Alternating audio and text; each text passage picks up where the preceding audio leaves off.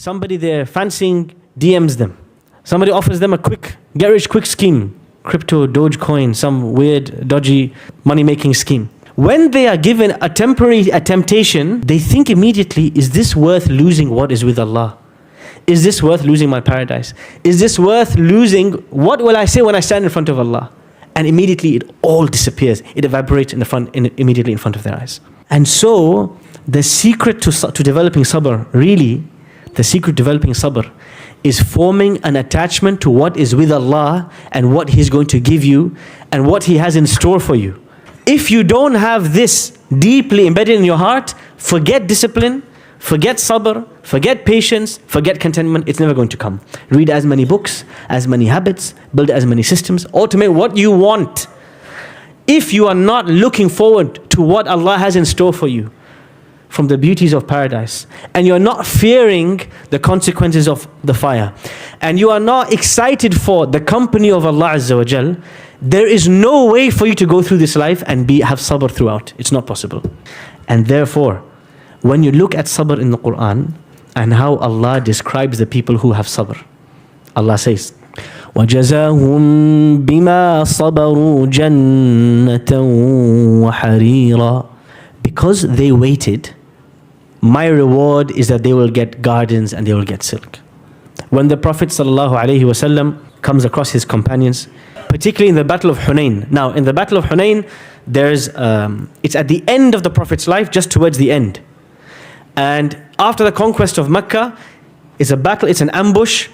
The battle is over and the Prophet ﷺ is dividing the spoils of war. The Ansar, the people of Medina, are expecting a big payout because they've waited 10, 12, 13 years, supported the Prophet, unconditional support.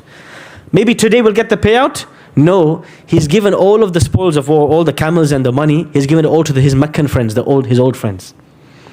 So the Medinans, the Ansar, start to get furious, irritated, upset. How can you give everything we just earned from this war? You're going to give all of the ROI, return on investment, you're going to give it to these Meccans? They just converted to Islam, these disbelievers who fought us, attacked us. Anyway, they're starting to get impatient. The Prophet ﷺ lines them up and he says to them, aren't you happy? Let these people go with their cows and sheep and their money, and you go home with Rasulullah sallallahu alaihi wasallam. If you want to have sabr, you need to be somebody who is certain that you're going to meet Allah and you're going to come back to Him. It's remembering and recalling, what am I going to lose out or what am I going to gain after I pass away? The strength of your certainty will determine the strength of your sabr. Your ability to take a difficult marriage, your ability to take a difficult financial situation, your ability to sit and memorize Qur'an, memorize hadith, sit in the same spot every day, day after day, day after day, day after day. What's going to push you? Watching a David Goggins video of him running or doing 1,000 pull-ups? No, absolutely not. What's going to push you is only one thing, is remembering what will happen when I meet Allah. And the more frequently you remember this, you will find that sabr comes very naturally to you. You don't need a coach, a special book, Tony Robbins course, walk on. No nonsense like this. You need to be deeply certain about what Allah has in store for you. And the Qur'an is filled with examples of Allah subhanahu wa ta'ala reminding the believers that if you have this yaqeen, this certainty in the afterlife, I will gift you sabr free. Here you go. وَجَعَلْنَاهُمْ أَئِمَّةً يَهْدُونَ بِأَمْرِنَا لَمَّا صَبَرُوا وَكَانُوا بِآيَاتِنَا يُوقِنُونَ. Allah says, I made them leaders when they had sabr. So one of the important points is, you can never possess any form of leadership unless you have sabr as a core quality. How did they reach sabr? What's the secret? وَكَانُوا بِآيَاتِنَا يُوقِنُونَ. They were 100% certain in all of my ayat. Everything I told them, they know it's going to happen. So they live as though they can see the day of judgment before their eyes. And so their whole life is very different to your life and my life. How do you develop sabr? Step 1, uninstall TikTok. Step 2, uninstall Instagram. Step 3, uninstall Facebook. Step 4, uninstall Snapchat. Deactivate all of your accounts for 40 days. Don't say, bid'ah, he said this. Okay, 39 days, adi. 5 days, you choose a day, habibi. Pick it out of or they will say that's also a problem. Right, pick a number from thin air, no problem. But you first step, get rid of all your social media accounts. wallahi, nothing will happen in your life. Your life will continue. You have to get rid of everything that you know is breaking your attention span. Step 2, if you have an iPhone, in your settings, there's something called focus time, where you can remove your access to all of your apps except for 30 minutes a day, 15 minutes a day. Set up focus time. Certain hours a day, I can't access my phone. I can't access these apps. I can call, I can text, but I can't access my other apps. I can access these apps only for a certain limit, 15 minutes, 30 minutes, 1 hour, no problem. Build some discipline into the device that you know and I know, that we are on average spending 6 hours a day on this device. Step 2, look for a program or an environment that will build sabr into your system. A regimented plan, a system. If you sign up to this place in 6 months, a year, 3 years, it's not possible for you to come out except you have built sabr into your system by force, by external environment. One of the experiences in your life that it's not possible for you to start except that you will either build sabr or you will realize you have the attention span of a goldfish. One of two things will happen, is memorization of the Qur'an. Many people give themselves excuses. I'm too old, my memory is weak, I can't do this, I can't do that, I don't know where to start, I'm not good enough. Anybody here can memorize the Qur'an. Anybody. What does it require? It requires sabr. You sign up to a program, to a course, you pay for a teacher.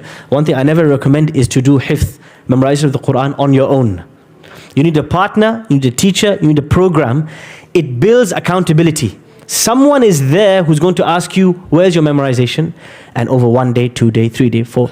The tricky thing about memorizing the Qur'an is that once you've memorized it, the discipline never stops. You have to revise it every day. So it builds discipline into your life. It builds discipline into your life. You cannot go a day without your revision. Otherwise you start to forget. So one of the greatest hacks, if you're not going to build a zawiyah, a special military school, you're not going to join martial arts, you're not going to do X, Y, is start the journey of memorizing the Qur'an, you and your family, and watch how you see sabr, it gets installed into your system and your family system by nature. There's one very important thing about sabr. Just as sabr is built gradually, through the right environment, the right teachers, through good accountability, through desiring the afterlife, and reminding and remembering and reflecting and being certain in what Allah has promised you, just as sabr is developed gradually in this way, you can lose it gradually as well, slowly and surely. One of the most important points in terms of being able to say no to what tempts you is having a way to constantly remember and remind yourself of the fear of Allah and His consequences. وَلِمَنْ خَافَ مَقَامَ رَبِّهِ جَنَّتَانِ. Whoever fears their Lord's punishment will have 2 gardens.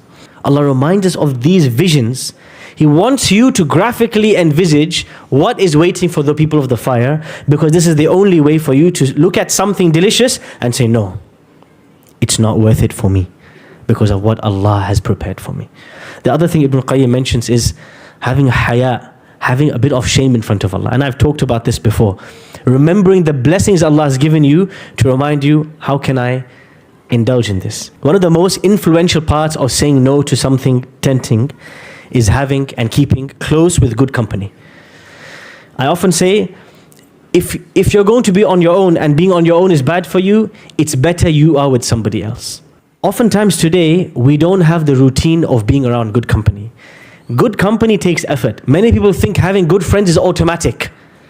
Yes, maybe in primary school, but after a certain age, you have to make an effort to see people, to visit them, to call them up, to check on them, to gift them, to go out with them. You have to develop these relationships. If you don't develop the relationships, the good company, it's very, very likely you will lose them, and you'll lose one of the greatest forms of sabr, which is al-musabara, having good companionship.